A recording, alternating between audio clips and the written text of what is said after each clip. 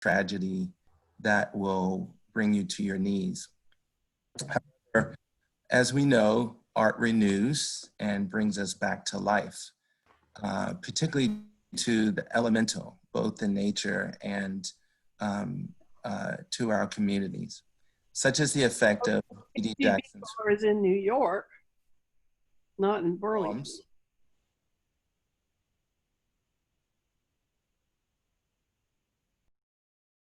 poems. Language in the way that time occupies our days and nights, but with less doubt and uncertainty.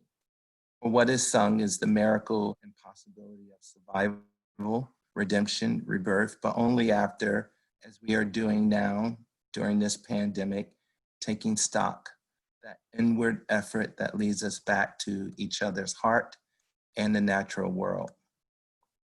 What one learns in her poems is that meaning does not once again reside outside ourselves, but is encoded in sensuous interaction and willful paying attention to what challenges us, as well as to the minute exactitudes.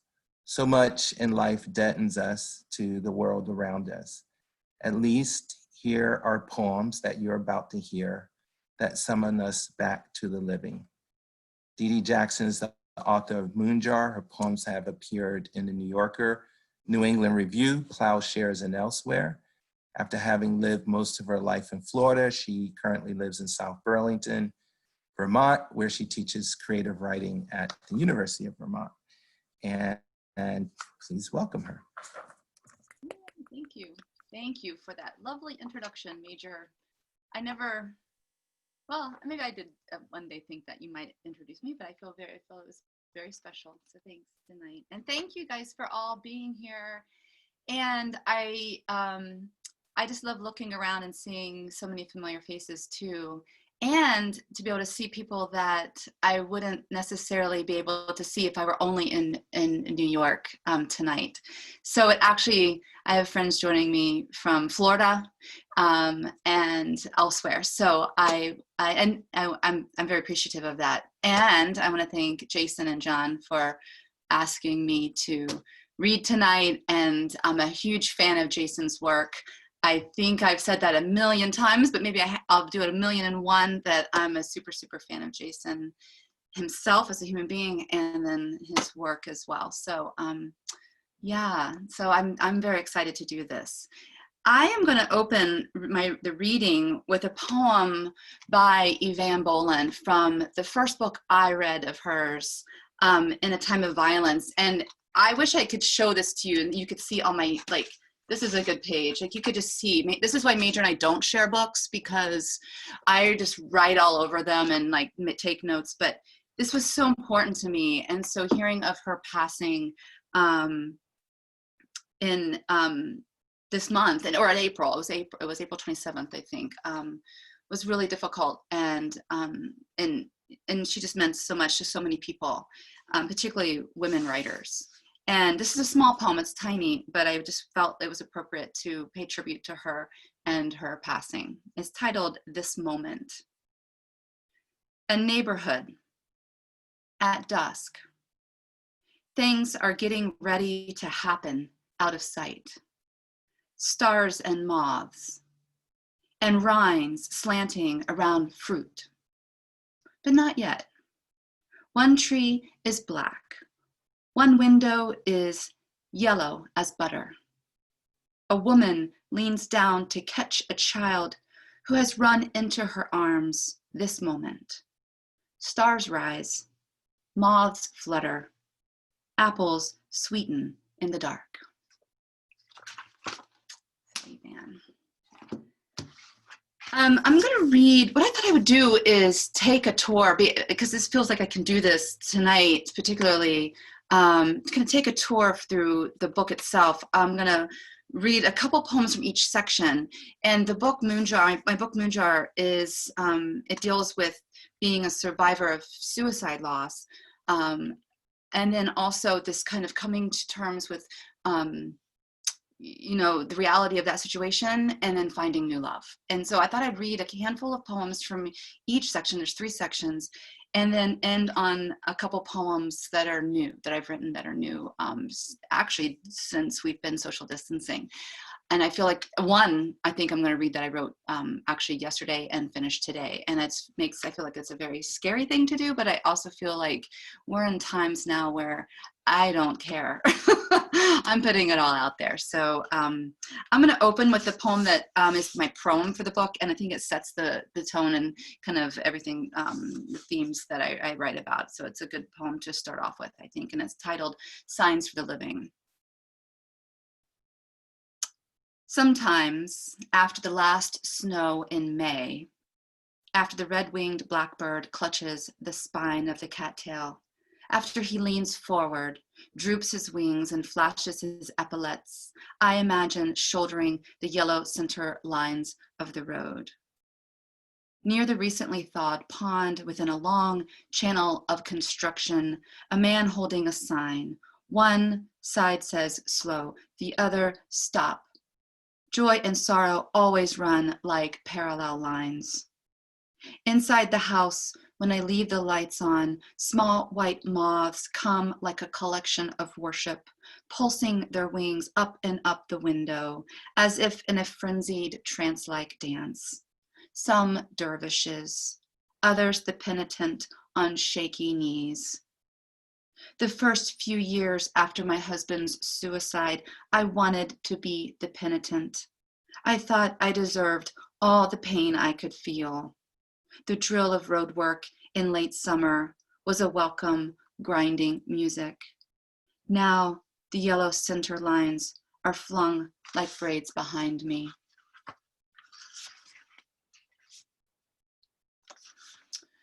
Almost animal. I heard they no longer sew eyelids of the dead shut. At the morgue, I busied myself counting the lacerations on my husband's neck and wrists. I wore sunglasses and a light jacket and pressed my palm to his wrapped chest. After the dried blood was wiped from his face, his jaw was set with a piece of string. They tried to leave a natural appearance. I wanted to smooth his clothes. I wanted to clean his hair. His throat was a village. My palm an iron of matrimony. I wanted to burn the holding room, jar and sell the ashes. At home, the hours layered like moths. I didn't eat and slept some nights. This was my way of waging war. There was nothing left for me. I carried him on my back and over my shoulders. I carried him across my forehead and between my shins. But it didn't matter. He was going right into the fire. I should have been the one to prepare his body.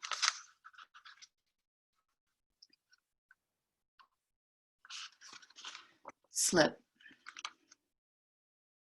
The cat slips out the window. The thread slips past the eye. The sun slips into the stratus. The letter S slips past my tongue. The lead slips beyond the drop of the Y. A steel pyramid slipped in and out of utility knife. The blade slipped into the skin on wrist and neck. The whisper song of jays slips from beak to beak, tree to tree. He slipped down the bathroom wall. I slipped on ice I do not see. The temperature slips beyond zero. Our phone slips, our photo slips from its place on the frame. The river slips past the storm-downed tree. I slipped past a wedge of light to enter the morgue. I let it slip, suicide. The blooms of the lilacs slip into a purple and white parade. At the end of the day, I slip out of my body.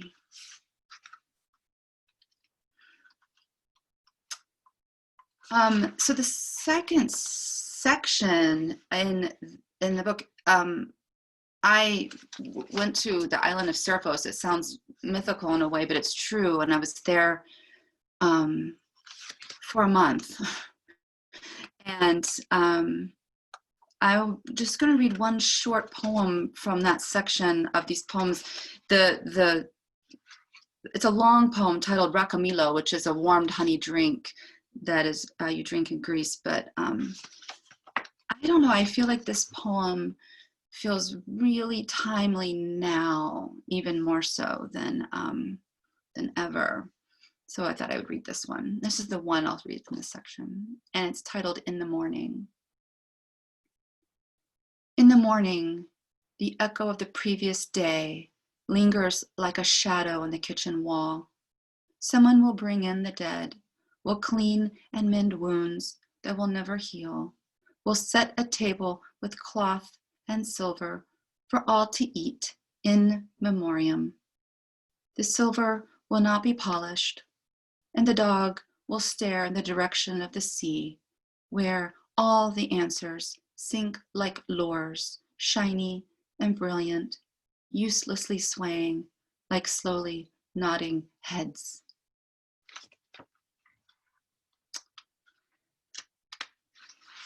And the third section, I'm going to open with a poem titled Listen.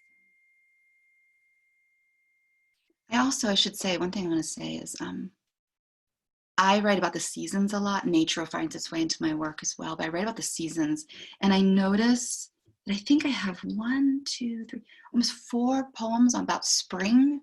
Can you tell I'm excited that it finally might be spring here in Vermont? And I'm not joking when it says the last snow in May. It's true. I'm still expecting another snow here, but anyway, so I thought I'd pick some poems about the seasons. Listen.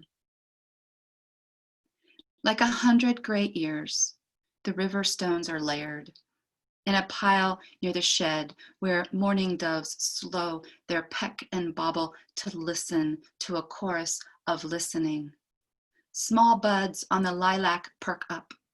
A cardinal's torpedoed call comes in slow waves of 4, round after round. It's a love call, a call to make him known to himself. The stones listen harder, decipher the song, attempt to offer back its echo, but fail. This is not a poem of coming spring. This is a poem well aware that gray flesh is dead flesh. All of the ripe listening comes at a cost.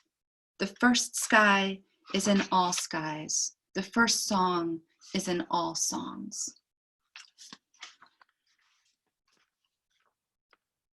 Checking time, making sure I'm doing okay. Ribolita. Yeah. I don't need to explain too much about this poem, because even if you don't know what Ribolita is, it explains it in the poem. So I'm going to go ahead and just read it straight on. In a Tuscan farmhouse, I cook ribolita, a peasant soup of white beans, crumbled bread, and kale, as the Campanile di San Biagio rings in the centuries. Though not Catholic, maybe not even a Christian, I kneel in the shadow of this church and look deep inside the sleeves of a sweater I've worn too many months. After taking his own life, the husband I knew burned in a box I chose from several boxes. I also chose his clothes, the urn, and in the end asked for him to look like death, not a false life. Yet, here I am, considering a soup hundreds of years old, the golden altar of the Madonna di Buon Viaggio, and the sound of bells in the lower fields near our farm. I know the path to the San Biagio like I know the roof of my mouth. Bells like foil between my teeth, electric. The scent of footprints might confuse the dead, but each night I end up between the sheets, windows open in the last hour of lovemaking, among bed bugs and common centipedes. In my new husband's arms, trafficking old scars, I hear the prune plums fall from the trees. I will collect and skim them in the morning. All right, a couple new poems. So I'm a little obsessed with I read this poem. I've read this poem out loud a couple times on like Zoom readings now, but I'm obsessed with the animals of Vermont. They're new to me. They're not like these giant palmetto bugs that I was used to living in Florida. And so when the wall's warm, all the spiders suddenly come alive here. And so I'm kind of fascinated with finding out which spiders what and what kinds what. And just last night, one came back across my desk, and it's this type of spider. So this is, it's a Philodromidae, and that's the title of the poem. And this Philodromidae is like this little crab-like spider. So it's like flat and kind of like wide, like a crab. And apparently these spiders do bite, but they don't really want to bite. They don't really go after you. So I think it's safe that they're in our house, but I don't kill spiders ever.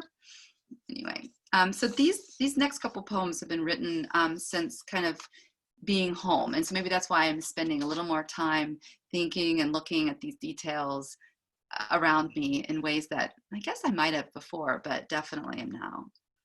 Philodromidae. A gray speckled spider curls at the edge of my desk lamp's shade after circumambulating the rim 3 times, like compassing the Earth's equator alone, the center a hot bulbed core. She slows, if on a clock at 9. Not a web weaver, she's sure to make a silk sack of eggs as soft as a lamb's ear and as white. But for now, she is still as time. Her funeral will not be held today or tomorrow. She is a wandering hunter, a child of the seasons.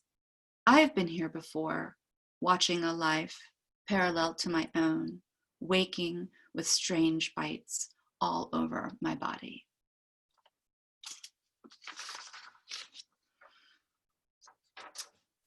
Early spring.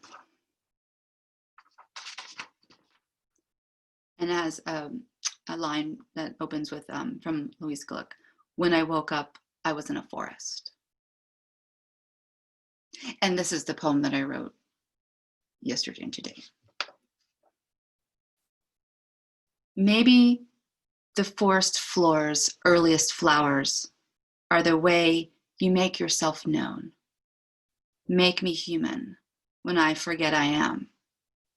Then and there, begging for the sunrise, for the woodcock's funneled flight, for the shy gold thread to feed itself to the ruffled grouse.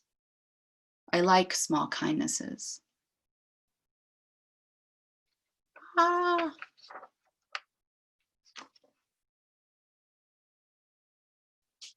Did I just lose you guys? Oh, that's weird. I lost the whole screen for a minute. Okay, good. I'm sorry. Is it okay if I start that one over? Yeah, you're totally fine. We didn't lose anything, but yeah. Oh, good. Okay, like it went white and just said Zoom. I thought Oh, we sorry. could have a redo from last week. I think you're gonna lose me. Okay. All right. I'll start over again. Okay. Sorry. Redo. All right. Early spring. When I woke up, I was in a forest. Maybe the forest floor's earliest flowers are the way you make yourself known. Make me human when I forget I am. Then and there, begging for the sunrise, for the woodcock's funneled flight, for the shy gold thread to feed itself to the ruffled grouse. I like small kindnesses. I've waited a long time for the raw to finally soften into something hungry, like the mouth that is the grill of our car, embedded in it a rose-breasted grosbeak, limp, crushed like wrapping paper, not yet hardened by death, a kill we never wanted.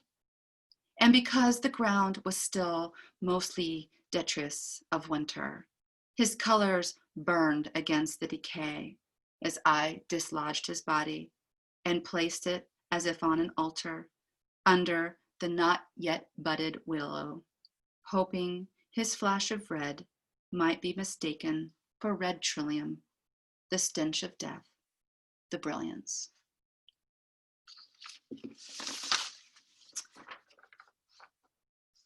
I'm going to end on a poem that I wrote right away when we first started going into social distancing, and I was considering what I'm grateful for, and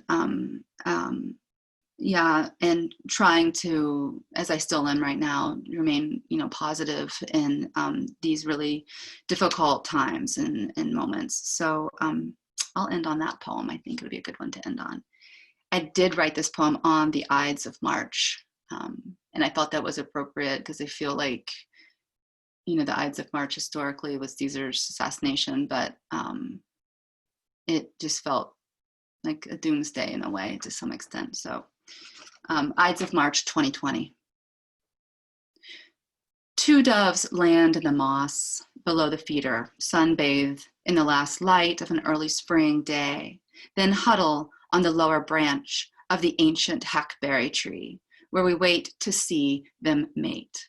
By today, the newest plague has killed thousands in Italy, so any life is good life. The 2016 Verberti Dolba, although not communion, feels sacred, as does our crackers and cheese, our hike under a biblically blue sky, our fire raging in its cage. When we return home, I have complained about so much for so often. How now do I love that tiny fellow chipmunk who, on his hind legs, checks the celestial movement of the sun before digging what I imagine are the Christian catacombs under our foundation. He has a mission. So should I. No rain today fell into the open graves of the dead. Only a sunset and life as we know it. All right, thank you. Thank you all for listening.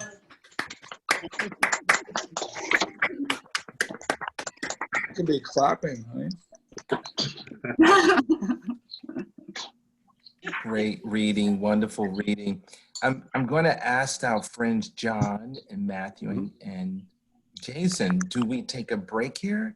But we do it. It's usually much shorter. I would say maybe 2 minutes. A 2-minute break. Okay. Yeah. This Okay, way.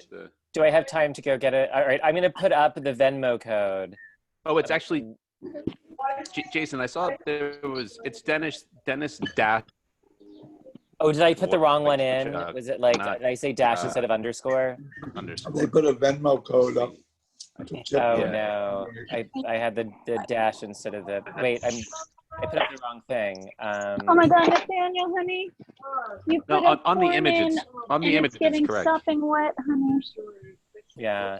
Okay. No, I it's think a you're dash, really and I always honey, do an underscore. and you're that's getting fine. all over All right, me, honey. I'm just grabbing another drink, and as soon as I'm back up, this one's right. Something's happening. Yeah. Nathaniel, I really, something is, and you're gonna burn this corn. I'm telling you right now, it's gonna burn. I mean the rice. Thank God. That's us. Yeah. Let me. That's me. As you take your break, please consider muting.